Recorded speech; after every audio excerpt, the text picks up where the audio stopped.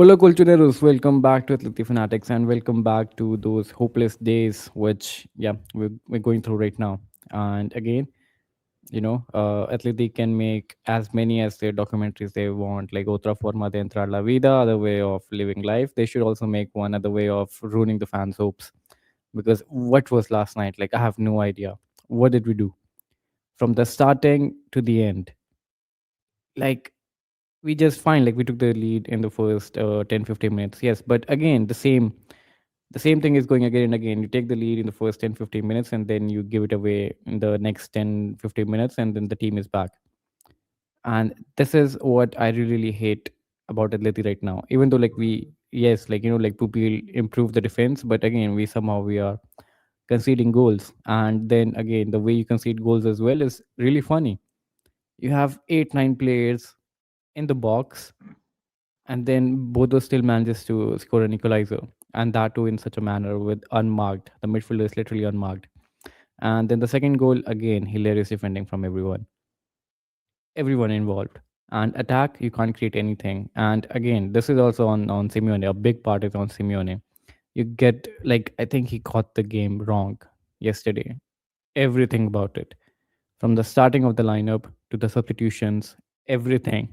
The only difference I can have for Simeone is like, yes, you don't have much player on the bench, fine, but like, what are those substitutions? Taking off Barrios for Robile Romand, taking off Baina. I mean, I don't understand, to be honest, like literally, and I don't understand the constantly playing Nico Gonzalez. Like, what is Nico Gonzalez good at other than just what heading? Which again, he doesn't win all the headers as well. It's like just 5-6 times out of 10.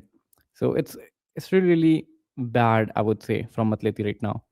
And most of it is on Simeone as well. Because why would you go with such a starting lineup with Cookie in midfield when Cardoso was performing really well in the past few games? And then again, Nico Gonzalez, like seriously, just to play buying out of position as well. Like, what is this thing? Like, like we talked about this in the preview of this match. Like, don't overthink, just play it simple, keep it simple. And Simeone complicated everything yesterday. And even though like the first 45 minutes, like still fine, we were still, trying to pressure Bodo. But then in the second half, you give it away with again stupid substitutions. You're like, okay, somehow this thing worked in the first half. In the second half, let me ruin it in a different way. And which he did. So again, I would say Simeone is to be blamed for last night's defeat for sure. I am definitely in on this. Simeone is the one to be blamed for last night's defeat because from man management to the starting lineup to his tactics, everything was wrong.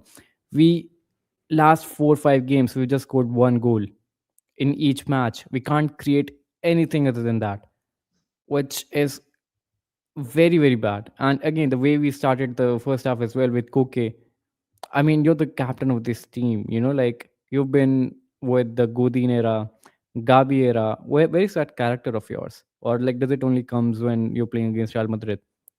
Like, Koke almost gifted the goal in first 5 minutes to Bodo. I mean, thankfully they didn't score, but it was very bad. And again, Simeone with his team selection as well.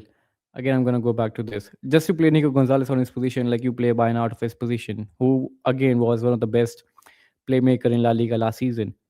And on the right hand side, he was still doing fine at starting. But again, Nico Gonzalez was playing on the right hand side for Fiorentina, for Juventus. He can play that. But again, like one thing will definitely get sacked Simeone, that would be Nico Gonzalez.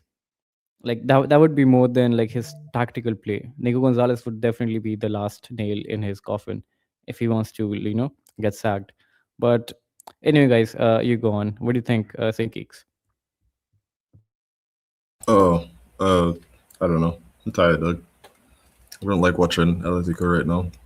I haven't for a while. Um, the the constant the constant insistence on certain players knowing. I feel like I've said this so many times now, right?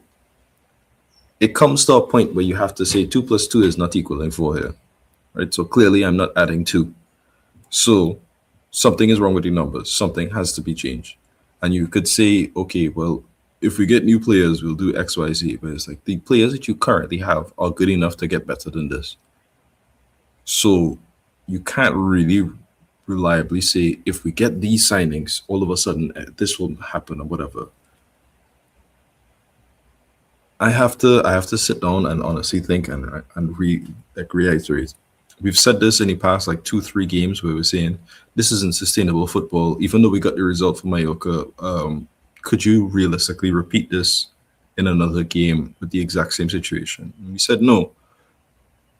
We came out into this game with an even worse strategy than the Mallorca game, where we're playing towards nobody's strengths in particular, and we're focusing heavily on players who are not of the best caliber in terms of our squad. Baena is playing out of position again. Barrios has to be having defensive covers because Cardoso is not on the pitch in a high intensity press game that we know Bodø Glimt like to do. With all of these small things, it's like Álvarez not scoring is not a surprise. It is just a confusion because Simeone, in my opinion, knows better.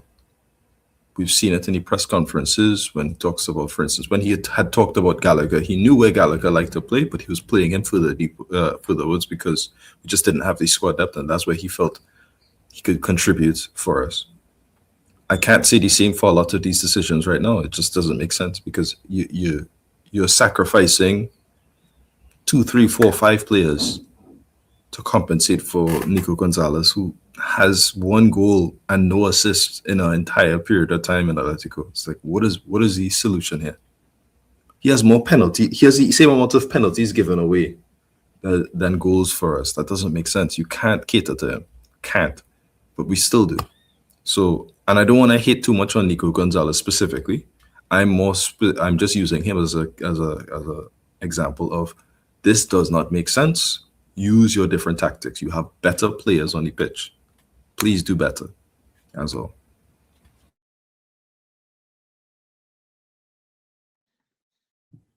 Fran? Yeah, it was I hated the way the team played. For first few minutes we suffered a lot with Koke being there. They were pressing him intentionally, and they got a lot of chances. Then we got control, but still weren't creating any danger because you have Julian and Barrios playing as the eights, but they were playing super inside the block of Bodø, and they couldn't get the ball in really advantageous positions. So most of the danger was like ball over the top to Baena, who was for some reason attacking the box, or Sørloth, or even Hancko. Hancko pushed forward a lot. He played. He used to rotate positions with Julian, so Hancko was sometimes near midfield, and Julian would drop deep, and Hancko would attack the half spaces. So that was our whole game plan: just cross the ball or a ball over the top into the box. Not much more, and against a team that we know is very disciplined off the ball, that know how to defend, that aren't idiots. They beat Manchester City. What was it, last week? So it was just a very stupid way to approach the game. And well, for some reason, Baena was playing as a touchline winger. Okay, so you have been playing Baena as a touchline winger on the left side. Now Nico Gonzalez is playing on the left. What are we going to see now? Baena playing close to midfield? No. He's going to go to the right-hand side to play the role that Julian Simeone plays. Julian Simeone, the one that is an attacker who likes to attack spaces, that is fast, that is explosive, and that is not super technical to play close to midfield. You're going to do that, okay? So it just doesn't make sense at all. Everyone is playing something they're not comfortable in. Sometimes Koke was playing with every player, every teammate was super far away from him. And we know he's not the most athletic guy on the team. So why are you making him play with the closest teammates 50 meters away? That's a recipe for failure, So there are a lot of things that went wrong this game. Simeone has a lot of the blame. And even the sub, like they scored the 2-1. No, what is your genius idea? Okay, I'm going to bring Molina and Robin Lenormand. That's the way I'm going to win the game or draw. It's very frustrating on many fronts, But what? Yeah, I mean, like, again, like, we can create. I mean, we can take as many shots as we want. Like, again, we just don't have the decisiveness. It's like we are a lion, like, who doesn't really have any bite to it. Wait, Like, wait. I just remember one thing. The goal, the first Bodø goal.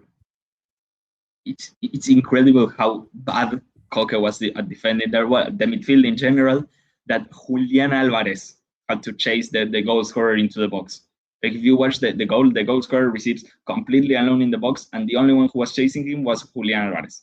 Julian Álvarez, our superstar attacker, that is the one who needs to score goals and assist. He was defending in the box. Nothing, just that. I was frustrated when I saw it. I mean, true. Like I said, like, like I think Simeone got the starting lineup wrong only because again, Alex Baena is not over here. Like, if you want to play someone on the right hand side, like play maybe Nico Gonzalez over here. Or if you're playing like Baena in this position, then at least put Thiago Almada over here instead of Nico Gonzalez. Almada would have given more than Nico Gonzalez over here for sure. Like, let's wait for Nico Gonzalez to come in the second half. And then, but again, you're going to fuck it up with the substitutions as well because again, Alex Baena got substituted in what? In which minute? 55th, if I'm not wrong. Let me check over here only. 57th minute.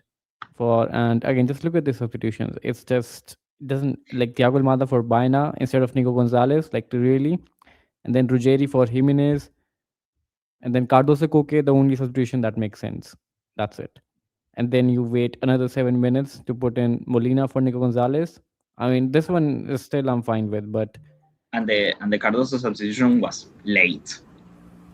64th minute, yeah, like when we're down by 2-1 when they scored the goal.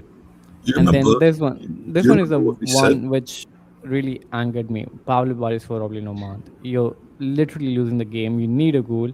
You put on a defender. Like, great.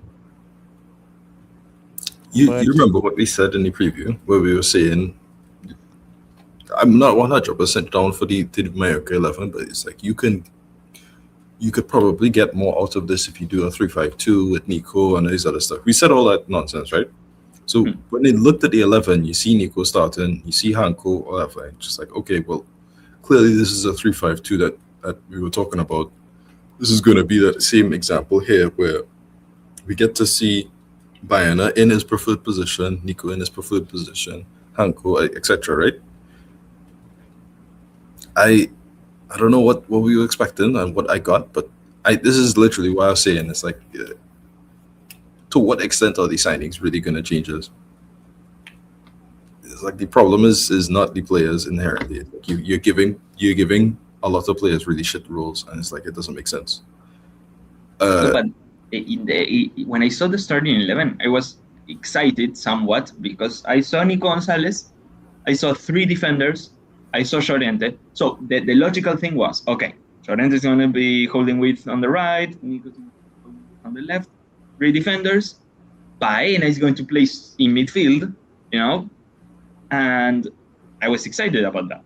Then come the game, Baena was playing super close to the right, besides the Bodø left back, and Llorente was also holding width. They were both holding width. So none of them was playing inside. Both of them were holding width. As Llorente was a bit deeper, he was taking all the touches away from Baena, so Baena wasn't really getting the ball until the final third. And Baena was limited to attack the box. So it makes no sense. Not even thinking about Baena. Like, why are you playing these 2 players really close to the right when someone doesn't get the touches to be of use in the team, I think the worst part is like when you look over these subs, right? The first 2 subs, you take off Jimenez and Baena, right? By taking off Jimenez, you switch away from the quote unquote back 3 or whatever it is, and now you have two centre backs, right? So Ruggieri comes on, so Hancko is back to centre back, and who's the other person who comes on? Almada. Almada comes on for Baena. Okay, Almada goes to his preferred position on the left, and Ruggieri is a left back again, and Hancko is a centre back again. Okay. What did this change? What is the tactical difference here that really makes sense to you? It's like each one of these subs that keeps on going on is just like, okay, well, this is a sort of like you're trying to fix the 11 by going back to the original 11, and then Lornamon just makes no sense. And immediately it just goes like the Molina and the Lornamon one. I genuinely have to question what was the purpose of these two. What was going to change here? It's so funny because I tweeted like, wow, these subs have been horrible. And sub-tweet, I said, the only sub missing is Lenormand in for Julian or Barrios. And that's literally what he did. It's like must-win game. Take off one of your two best players. All right, bro. It's enough. You know what? When you look at the final, final table, I don't think we would have had enough to win, to get top 8, even if we won. I think we would have. No, there was a point like in the 85th minute that a win would have put us 8th, but I think then Chelsea won their game, or someone won their game, and then top 8 was unattainable for us. But Sporting won, Chelsea won. Our only hope was at least scoring 3 goals. That was our only hope. So what Alex said, which is we need to score at least 3, if not more, to get. Okay, cool. So what we said, which is you score, you also don't concede. It's a simple thing. Once Atletico does what they need to do, and you have everything done, I'm not going to be upset if something else happens and we just can't make it. As long as we do what we need to do is what matters. We didn't do that. Bodø Glimt have not won away from home in almost 2 years. And they won at the Metropolitano, of which we've not lost this season any at our home. But it's funny. We needed to score goals, but our chance creation is horrible. It was not going to happen in a million years. The Mallorca game was a fluke. It felt like it, because it felt like the tactics. It's like, okay, we got a moment of magic between Pupil and Llorente, and then an unfortunate own goal, right? And then Almada, another moment of magic. It wasn't a created and thing that happened throughout the game, but we did dominate the game from minute 1 to 90. So what you take from this game is everything that we did right, we keep. Everything that we did wrong, we try to tweak a bit. Took the whole thing. I just threw it all out into the wind. I don't know. I like Koke. This season, he's been very good for us. But in these kind of games, it just doesn't make sense. Every time that you put Koke in positions where he just can't, he's not able to cover himself mobility-wise, it just looks terrible, because you take your captain and you put him in the most uncomfortable situation he can, and then as a result, our whole midfield is shit to follow up, because Barrios can't make any forward runs, Koke can't make the passes out of the back, and he can't create. If Koke had come on in the 60th, 70th minute for Cardoso, this would have been a very different game, in my opinion, for both him and Atletico. I mean, this is what you talked about in the preview, right? Just don't change the lineup. Keep it as it is. Fine, I'm going to keep Julian out of this only because, again, he was sick. So let's just pretend like he was not in the lineup, okay? So Juliano is out. Now you only have 2 options on the bench. That is Almada and Koke. All right, now Juliano is out. So again, would you be stupid enough just to go with Nico Gonzalez, who provides you nothing? This is what I'm starting to really, really hate about Simeone. His stubbornness. I don't know what he sees. First, it was with Longley, constantly playing Longley, when you could see where the major problem is, and still you're playing him. And again, now you can see Nico Gonzalez providing nothing. Season, mind you. Exactly, and again, you can see it right now. Nico Gonzalez providing you nothing, and still you're stubborn enough to start him in important matches. Like this is literally, this is the one thing that's making me hate Simeone so much this season. His stubbornness, and for nothing, and which is costing us again and again and again. And again, back to this 35 million for Nico Gonzalez. I don't want it. He can. Also, I don't want to see him play any more minutes in an Atleti shirt. I don't think he can help us in any way. Right now, he's a waste. I would have rather played Almada on the left hand side, to be honest. He On the left hand side, he had much better, you know, uh, influence on the game than Nico Gonzalez. Even Ruggieri had much more influence than Nico Gonzalez on the left hand sside. And even though Thiago Almada again messed up two chances, can't even score a tap in. We're gonna go back to that part later on, because again, like Thiago Almada, again back to this, like there's no end product for Thiago Almada. He'll do everything right, but like he's gonna shit in front of goal. So again, he was good back in the Mallorca game, scored a really nice goal. But again, today, sorry, last night, two chances, one from a perfect run from Pablo Barrios to Thiago Almada, misses it. The second one, I think it was Julian Álvarez who played it to Thiago Almada. It was just a tap in. He missed it. You're missing tap ins now. So a player with no end product, and then again we're gonna buy him for 40 million.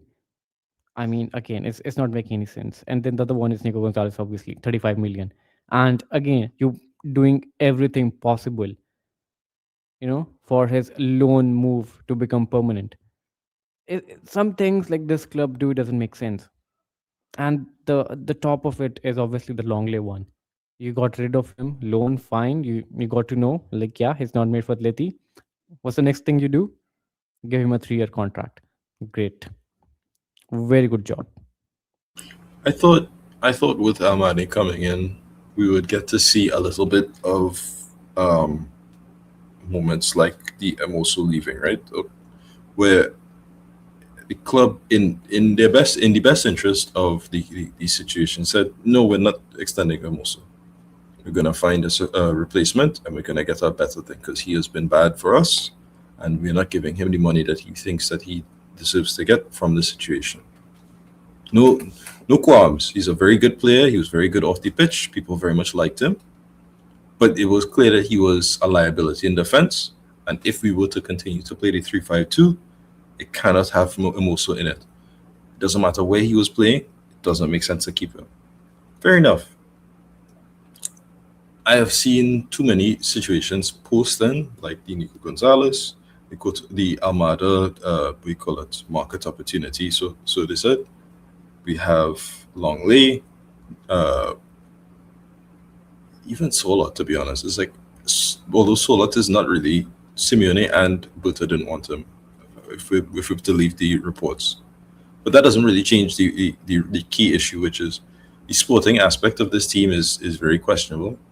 There's a very large disconnect between the team and the academy, despite the fact that we have Koke, Barrios, and Juliano in the team. It feels like nobody else is really a part of the academy in the team, and nobody else is going to get a chance. I have very little hope that we'll get a debut coming into the season anymore, despite how much they played in the preseason. And if we're going to have a low investment in our midfield in signing Goretzka, I don't know if I'm supposed to talk about this now or later if we do any transfers. But I can't mix it. Nothing makes sense here.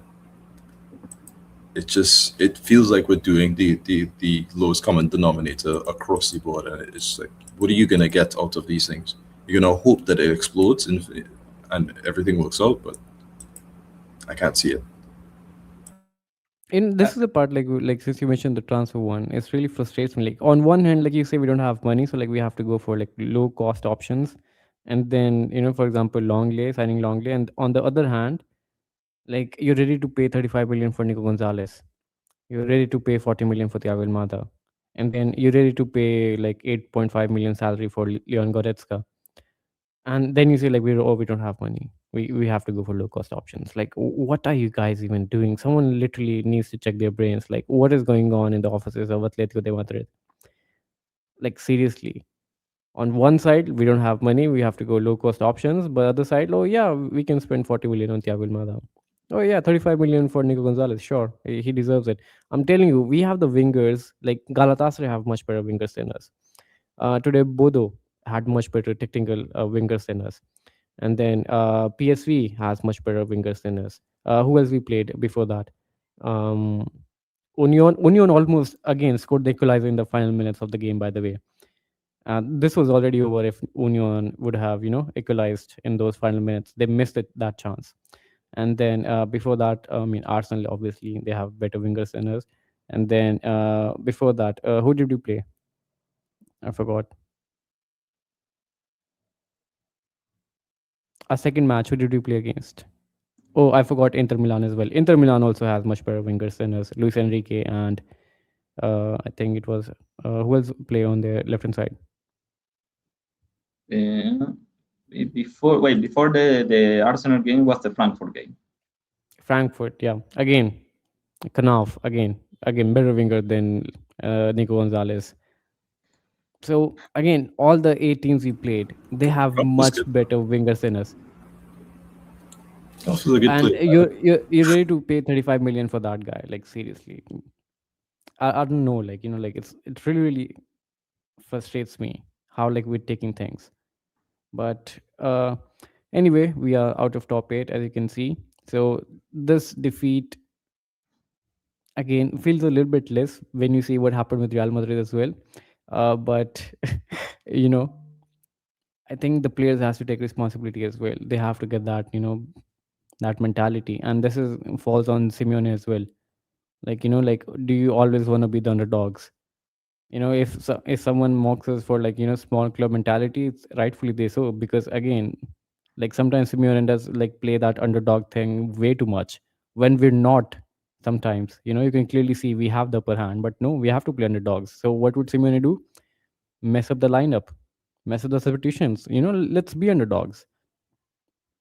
It doesn't work with you always. The 2016-17 days are over. Simeone has to grow up. He has to evolve. 16, 17, like, I mean, he has. The frustrating part is that he has grown, right? Like, if you look at, I think from after 1920, so 2020, 21 to like last season, roughly, we've been doing a lot of really good stuff in terms of the ability to create chances, the ability to getting most of a very bare midfield, getting most out of a very, very bad backline or injury prone backline, whatever it is. So I'm not mad at Simeone itself in terms of these things. I'm mad that he's not using the principles that he built over this period of time in this season where you have some of the best technical players that we've had in years. It's a shame. There's so much I expected coming into the season. There's so much I saw in this season that week where we played Frankfurt, Real, and Rio. I thought to myself, okay, this is the starting point. This is where we move into whatever. I get to see the good parts, and I don't get to see it anymore. We're 2-3 months away, 4 months away, roughly. Yeah, I think it was November. Not even November. Wait, hang on. September, October. actually. October, September, roughly. But what do you do moving forward, right? Like, what do you take away from this game? What is the solution? Okay, we counted our chickens before we hatched. We assumed that Bodø Glimt was just going to roll over and take the win. They qualified, by the way. Congratulations to them. You came to a very hard away spot. You haven't won away in years. You managed to win a game, and you've qualified for the Champions League. Good. What does it mean for Atletico now? What are our next games? We have Levante away next. No, I'm talking about the Champions League first. Then we'll talk about that. Yeah. before you want to talk about Champions League, let's just look at the teams like who had everything to play. PSG Newcastle, we knew it's going to be a tough game. Man City, they needed to, and we predicted this. It's going to be a low scoring game, 2-0. Liverpool Karabakh again 6-0. Obviously they're going to smash Karabakh. Dortmund Inter, okay, this one we didn't really predict it, but yeah, congrats to Inter with 2-0. Barca, they were winning. Oh, sorry, they were losing, by the way, by 1-0. Again, they needed at least 3-4 goals to qualify, which they did. Arsenal again. Wait, when did it happened 3-2? I didn't know. I thought it was 3-0. But anyway, they were playing the second team. They already qualified. Leverkusen, Villarreal has been shit this season in Champions League. Benfica again, they needed that win to qualify. They did. They went guns blazing on Real Madrid. 4 goals against Real Madrid. Again, look, they turn up. Shot us through. Everyone. That was one of the best ends of the game, by the way. Yeah. True, true, true. We've been through that, by the way, as well. Like we have conceded through a goalkeeper as well Don't bring it back. in the Don't bring past. it back. But okay, next. Club Brugge. Again, they needed the win. 3-0. Look at that. PSV Bayern Munich, even though PSV they were trying very hard, but again, it's Bayern Munich. You can't beat Chelsea. Again, that was again a very interesting match as well. João Pedro was on fire yesterday. And again, Chelsea needed the win to make it top 8, which they did. They qualified. So teams, they did turn up when they needed to. And look at us. It's again back to that. Reminds me of the Leverkusen game where we needed the win and then we fucked it up. And then Sporting, look, again, a last minute goal from Sporting at Athletic Bilbao away. Again, teams, everyone performed. Pafos forward. Look, even Pafos did everything to make it to the qualification. Union won against Atlanta as well. Now let's see if Edison comes to Atleti or not. Let's see. But again, every team turned up except the Madrid clubs, obviously. And the worst part is like we lost at home. Real Madrid was still away. And we lost at home, by the way. We call Metropolitano a fortress. Like I can't really say that anymore right now. But moving on, if you wanna take this as a as a blessing, like as a disguised blessing, you can take it. Like our path is much easier now. Our bracket is much easier now because before we were getting Arsenal or Bayern. Now it's much easier now. Barca has to face either PSG or Newcastle from here. Same for Chelsea. We will face either Club Brugge or Galatasaray. Again, but the problem is I don't trust my team even to beat Club Brugge away from home or Galatasaray away from home. That's the problem. Brugge had a fantastic game against Barcelona at their home ground. Galatasaray, again, they're struggling and we still can't score against them.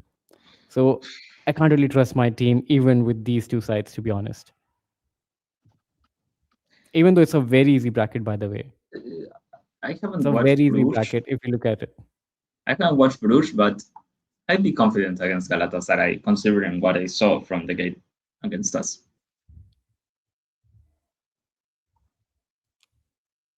Okay, okay. I mean, again, I'm not confident. I'm not confident right now.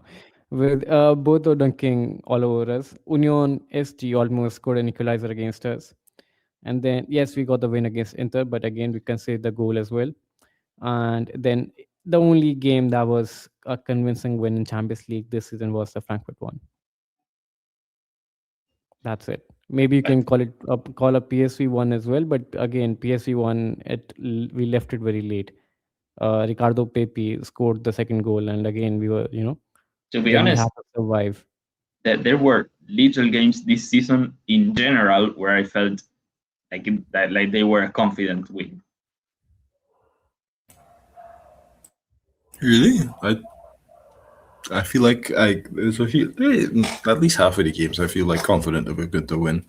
There's no confidence if we're going to guarantee a strong win, if that makes sense.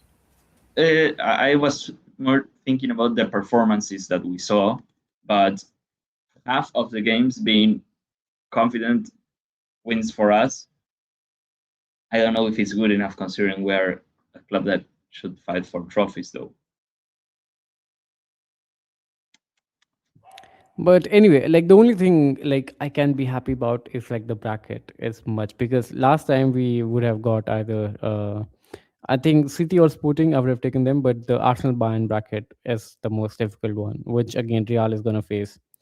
Which that side of the bracket is much more difficult. Our side of the bracket, I think, is still easy because I think like Tottenham. Let's say if we qualify to the next round and we get Tottenham, I'll have chances to make it to to Okay, but wait. quarterfinals. The thing is, we weren't thinking more about like the quality of the rivals. Like we knew that in the playoffs we weren't going to face PSG. We knew that we were getting not someone huge like Bruges, Galatasaray, you know. So the problem was more the schedule, you know. Add 2 games in February when you also have Copa del Rey, La Liga, and right as you finish those 2 games, you have again to play a super high intensity game like Liverpool or Tottenham. So that was the main thing about getting top 8, not more the quality of the rival you're going to get in the playoffs, you know. Like sure, the bracket is easy, but we're going to arrive into the bracket with 2 more games.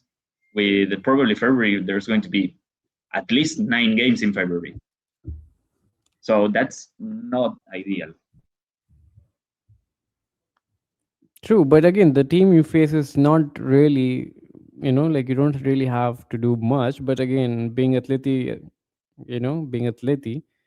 we tend to make these matches very, very competitive. For example, I remember the match against Club Brugge a few years ago when Morata and Griezmann had a whole show in front of goal, and then they scored against us with Putilia, I think it was. We have a horrid record in Belgium. I don't think we've ever won a game in Belgium since Simeone is here, actually, in Champions League. Wait, guys, I was just checking the schedule, and okay, the Bruges or Galatasaray game will fall in a relatively easy set of matches for us in La Liga. Like it's going to fall, like we have Rayo Vallecano, then Champions League, then Espanyol, then Real Oviedo. So that's not going to be super bad still. Cramped schedule, but the game against Liverpool or Tottenham will come in a set of games that we're going to play. Real Sociedad, Getafe, Real Madrid, Barcelona, Sevilla, Athletic Club. Those games come all in a row, and the Tottenham or Liverpool game is going to fall somewhere in between those. Okay. But this happened last season as well. We played Real Madrid, and then we played Barca, both of the teams twice. Yeah, and that's where our season fell. Because March is where, like, again, you play for everything. This is the problem, right? Like, okay, so we have last season, Koke's injury effectively derailed the entire season because we had 3 players in the center midfield. And even though we were in a really good position in January, we were at top of the league, we were in top 8, we were comfortable in Copa del Rey. Our club decided we're not making a January signing, we're not signing a DM. Whole season derailed as a direct result. Koke got injured right after the season, the transfer window closed, and that derailed every other part of the squad. Couldn't score as many goals, we couldn't do anything else. It's just like, okay, cool. Barrios got tired, De Paul got tired. Understandable. We're going into the same scenario, but without the top 8. We're not top of the league. We're not as comfortable in Copa del Rey either. And we're playing against Real Betis soon. Clearly, we need to do better. And clearly, the whole reason.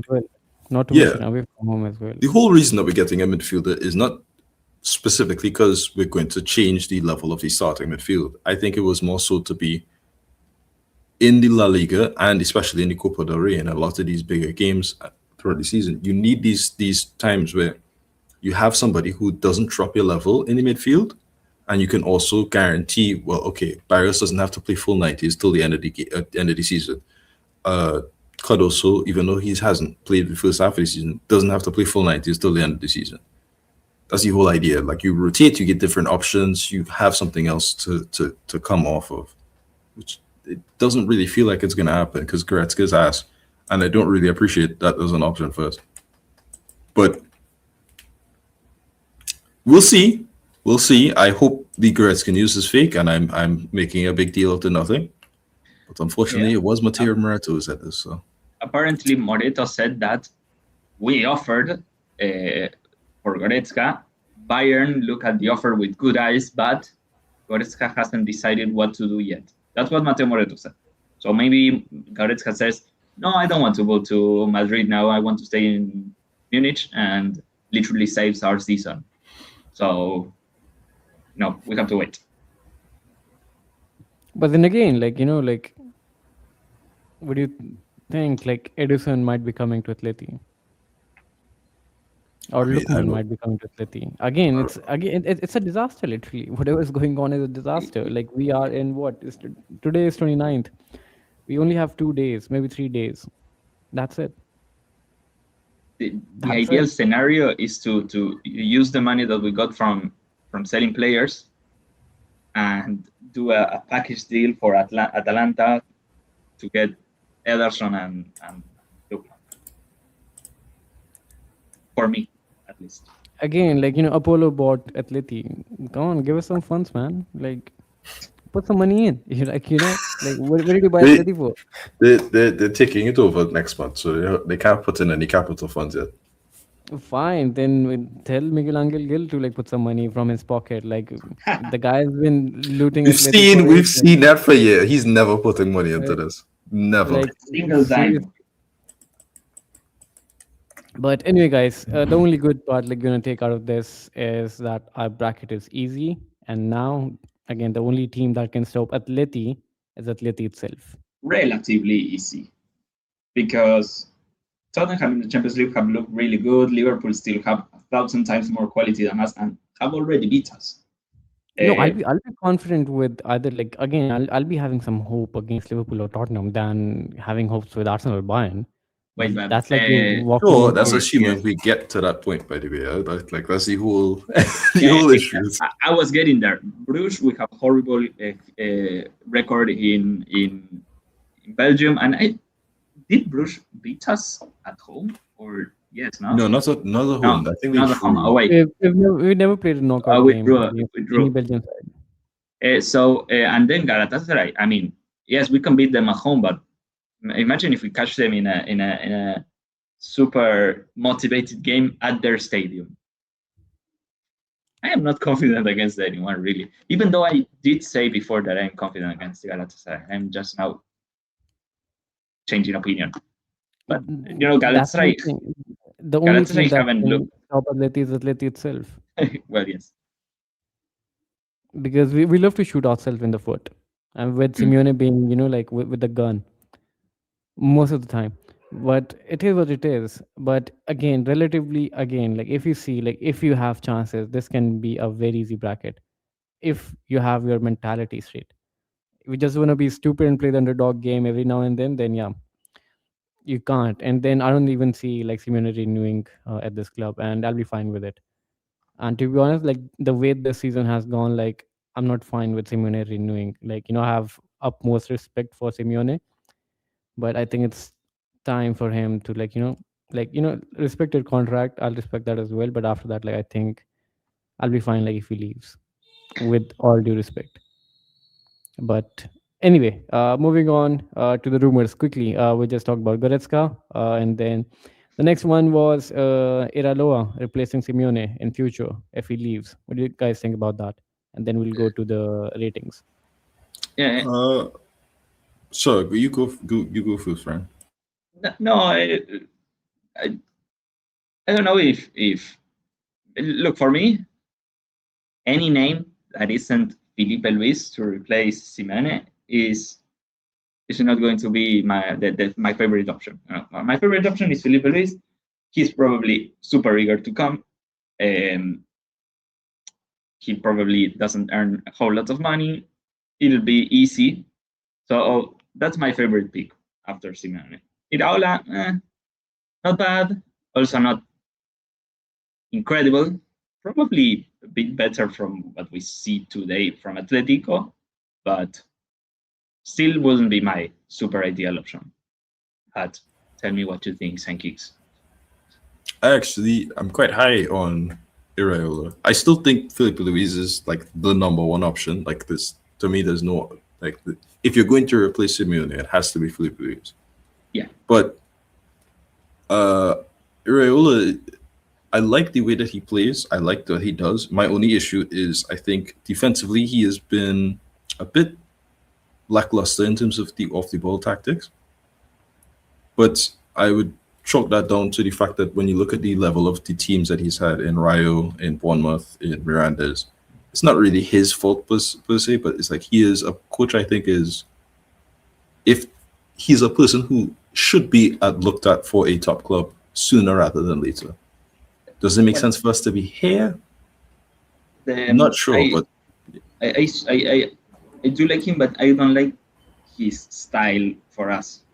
No, but yeah, I don't think so either. Yeah, I think it's like Filipe Luis is especially when you looked at the Club World Cup and even in the Brasileiro, Intercontinental Cup as well against PSG. Right. So when you look at that, Brasileirão. Yeah, it's AO. I made a mistake, but the final A is like sort of nasally, like Brasileirão. Yeah. Is you put the extra emphasis on the A. Yeah, but it's like when you look at those games, right? Or for instance, Flamengo, Chelsea in that same thing. It's like you look when you look at the transition, when you look at the way to defend, when you look at the way that he's trying to platform his strikers, it's like this is just Simeone to me in terms of the principles of play.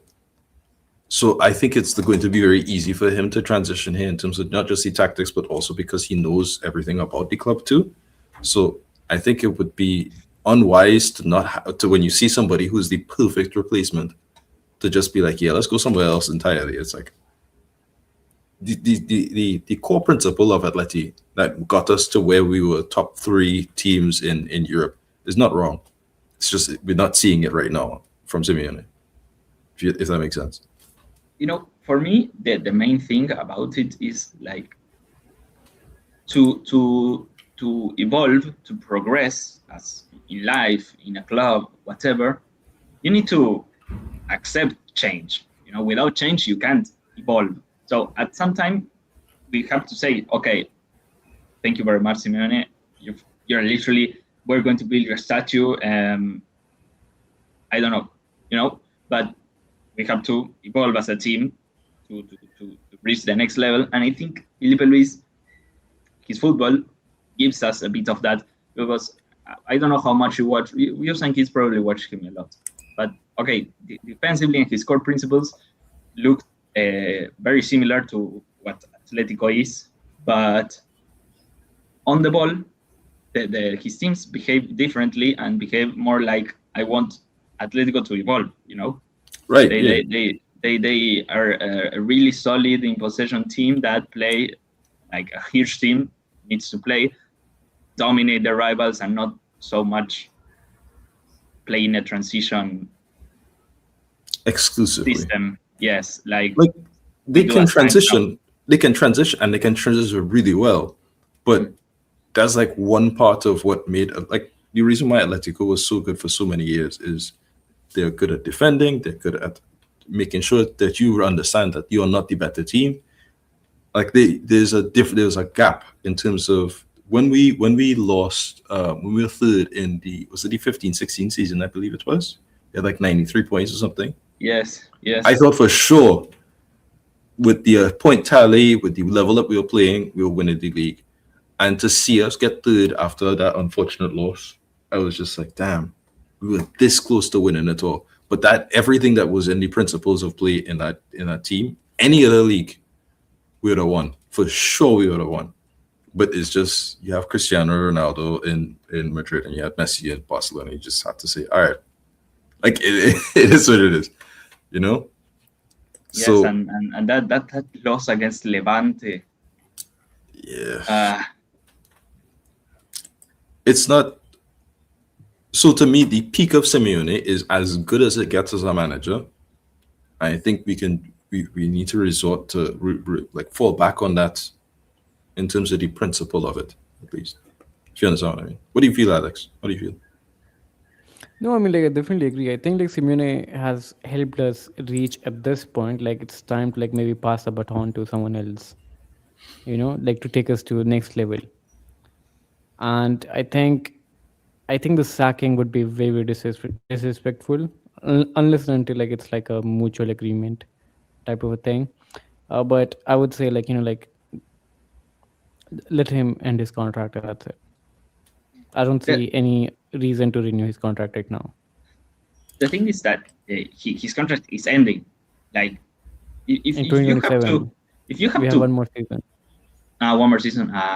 Okay. So I was thinking that if you have to pay him out of the club, you're going to have to get a super big loan. You're going to need a shitload of money to fire him. So, makes sense to just wait, let him end his contract, don't renew him. And surely Felipe wants to stay at Flamengo one more year, Especially after they put on 40 million for Lucas Paqueta. No, they put 40 million for Lucas Paqueta, and they are now looking to sign a striker, On top of big it. European striker for the similar amount of money. Hey, tell them to look at Sørloth. What was a good game? Okay, let's go with ratings. Let's go with Yeah. ratings now. Quick. Wait. You missed one rumor. Which one? Igor Jesus. This is what we Igor didn't Jesus. talk about it because he's Igor here. Jesus. Right. I have Okay. I have a I'll- Botafogo shirt. I have a Botafogo shirt of him with him on the back. I love him. Now, but for if we were talking about before that Sørloth maybe doesn't fit Atletico right now because you're playing him like 50 meters off the goal and he needs to be on the box. Igor Jesus is literally the perfect player to play 50 meters away from the box. He is incredible with his back to goal. He's going to win the duels. He's going to do all the dirty work. He's very good at in transitions. So he fits exactly what Simeone wants to do right now. I'm just going to say that. So, I mean, he's not the biggest quality. You're not signing Haaland, but he really fits what the team does. I think Panicelli would be better, but that's me. Yeah, for me, it doesn't excite me, to be honest. He doesn't excite me at all. 2 goals in Premier He's League. good though. He's good. Not, He's good. He's not. He's just not a super I goal mean, scoring striker. what am I doing with him if he doesn't score goals? However, he does score goals in the big games. So I mean, 2 goals he's in not Premier League. super goal scorer, Okay. but he scores in the big times. He scored I mean, in yeah, Libertadores. I checked him. He had one good season with Botafogo, 17 goals, and that's it. He like 24. That's 23, 21. I don't know. It's 17 over Yeah, here. yeah. Okay, but you're not going to see goals from him. You're going to see everything else. Then why am I signing him? He's a striker. What do you mean? Like it's Because he literally fits happening with he- Julian he- Álvarez right now. He fits the Simeone playstyle right now. He's good. He's good. Trust Yeah. me. He's good. As much as you like him, Fran, like he doesn't really excite me. I think like again that'll be back to the thing, like we'll be lacking goals up front. So yeah, I think we need someone clinical. We need someone think clinical up front. More than goals, we lack better chance creation or better variety in chance creation. But that's just me. Okay, let's move to ratings. Yeah. Let's move on. This is another discussion for another episode. Let's see. I mean, like right now, we don't even know if someone is coming. We're talking about the rumors as like like Atleti signing 3 players. And wait, in the post game press conference, I think Simeone said like, wait, let me check. He said signings. Hopefully, something happens in these days. There aren't many left, or maybe nothing will happen. He said, or maybe nothing will happen. So maybe nobody comes. Then done. It's done. Let me talking about like having the easy bracket. Fuck it. We're done. We're out of Champions League. Forget easy hard bracket. We're done. There's 4 days missing in the transfer window. So let's see. But anyway, let's go with ratings. Oblak. I think he did as well as he could have done considering what we did in the game. 6. Maybe 6 for me. Yeah. That's yeah, it. 6. Lorente, I think another 6. I feel like he could kind of do that across the board for our defense. It wasn't bad, but it could have been better. Created 2 chances, but I'll still say 6 because 6.5 for me. okay, maybe I'll push 0.5, 6.5 as well. Okay. Pubil, I think this is the first time I saw him not having a good game. I'll say 6 as well. I don't know, because for me, he wasn't the best defensively, but on the ball, he was incredible. for me, he was like the best player on the ball in the team. But yeah, the main part about him is to defend. This is the first game where I think Publ isn't like literally the best defender on earth. But I feel like that's just he was getting exposed in terms of like we were putting our backline at way too much risk in terms of the tactics. No, the first goal, I don't think Pupil should have allowed the player to play the ball inside with his body literally on the opposite side. And and the main thing also was that Pupil was pretty much looking to be aggressive in his jumps, and that's why Jimenez was there. Jimenez was doing the sweeping part. So yeah, maybe Pupil sometimes was caught off position and exposed due to the role he had and the way we defended. So yeah, I think 6.5. Okay. Jimenez for me had a decent game. I'll say 6.5 for Jimenez.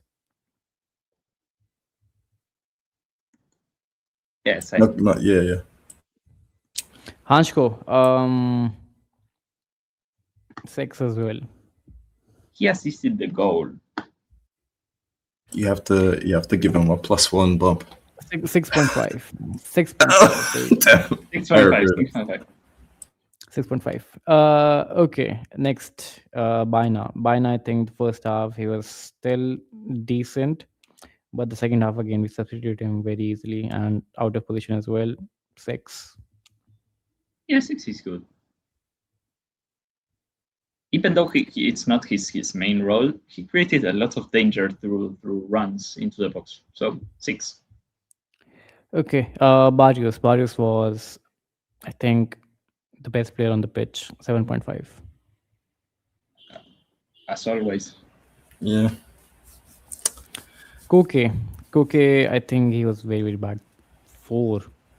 I think 4 is fair. I think it was a clear liability in our midfield today, and I think had he been on in the second half, this would be a very different rating. Nico Gonzalez, 2. Yeah, yes. 2. I'm not gonna disagree with you. I'm gonna be honest. It was very useless. Yes. Keep cooking. Next, Sørloth again, 7.5 for me. He had a good game.